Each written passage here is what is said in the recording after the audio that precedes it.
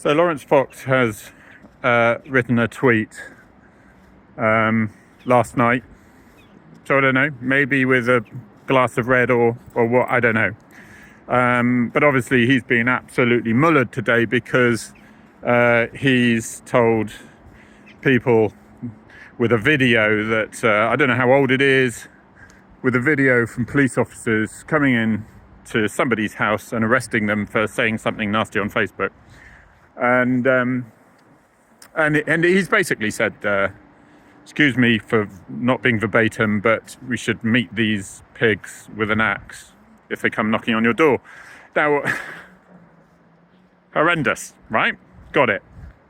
But having been a cop for 30 years on the front line, I realised that we, on social media, do not have a media team, thank goodness, that filters everything and that says when you've maybe had a couple of drinks, if that is the case, and I'm not saying that's the case, or you are absolutely furious after months and months of what you see as injustice, how you might just crack now and then. Somebody might. Not everyone, but some people do. If you think of Laurence Fox, and I've listened and watched him a lot.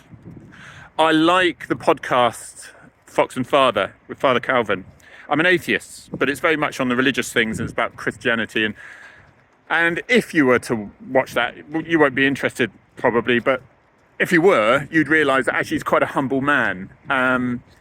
He thinks deeply and he's extremely emotional, and he admits that. And I think if you look back, he had a very successful career, along with his family in acting. He was very good at it, very popular. And then he went on Question Time and he had the audacity to say that Britain wasn't racist. And at that time, when you're talking about Black Lives Matter and all that, that was shocking news. And he was cancelled. And when you think your whole career, of which your main skill is taken away from you, when you see that who you thought were really good friends ran for the hills to save their own careers, and you can sort of understand that, but then to come out and verbally attack him for this disgraceful comment that he made on Question Time, and his career was over overnight, and his agent ran away, I believe, and he went through some doldrums for saying what wouldn't even get a second look today. So then, typically with social media, the mainstream media, or the legacy media, as you might want to call them now, because they're not mainstream anymore, they targeted him with this racist label, of which he wasn't, and he isn't. I'm absolutely convinced of it. And like me, his girlfriend is BAME, or whatever the latest term is. Gosh, isn't it confusing? So this isn't excusing this behaviour, but he's been basically thrown to the wolves by the media. And he was on, and the public, of course, believe what the legacy say, the majority, and they go, oh, Laurence Fox, and because he has the audacity of being a bit outspoken, which I can be guilty of sometimes, he actually says what is on his mind. Now, then, of course, you have these trans individuals who he was basically contradicting their views, and they called him racist. They said, well, you're racist. And because he was so fed up with being called racist all the time, when he damn well wasn't, and it was an easy label, he said, well, you're paedophiles then. Now, a judge thought in the civil court that actually, well, it's fair enough to call you racist because we don't know what racist is anymore. You know, who knows? Huh. But you calling him a paedophile in reply to show the idiocracy of it, if that's a word. And it's plainly clear, if you stand back and look at it, they found that he was guilty and he should pay, 2 times £97,000 compensation.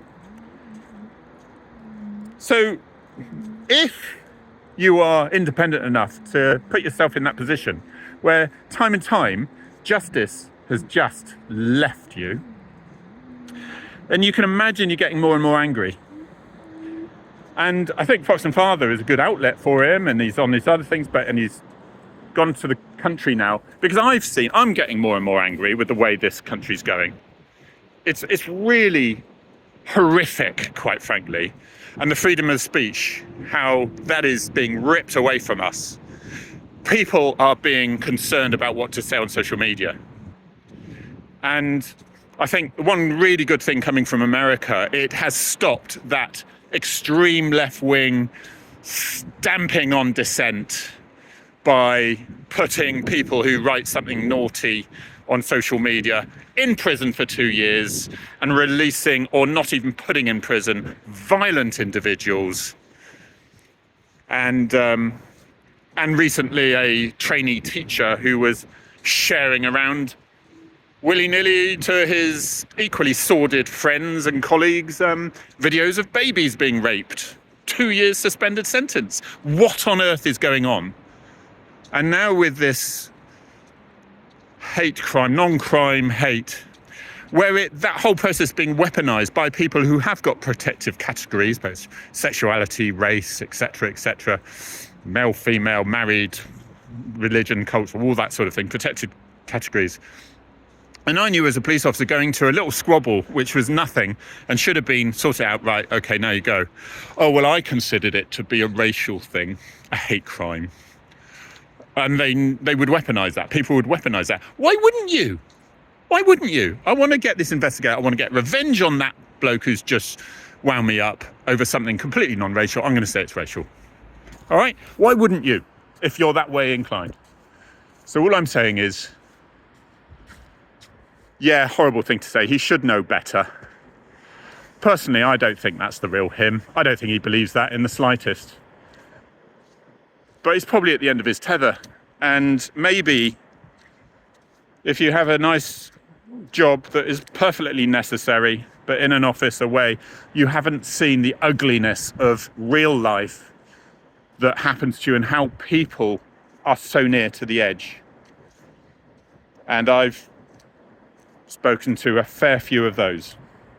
And social media means that it is going to be out there in frustration and anger with massive repercussions at the moment. And I think there has been an injustice on certain individuals in this country where they're just cancelled. They've cancelled, and it's just simply not fair, and it's unjust. So we'll see how this comes out. But yeah, and there's very good friends of mine who think he's disgusting and whatever. I will continue to judge what I see and hear myself from the source. And I don't think he's disgusting, and I don't think he's a bad man, and I know he's not racist. And so I hope it goes well for him. I hope it sorts itself out. Thank you, everyone.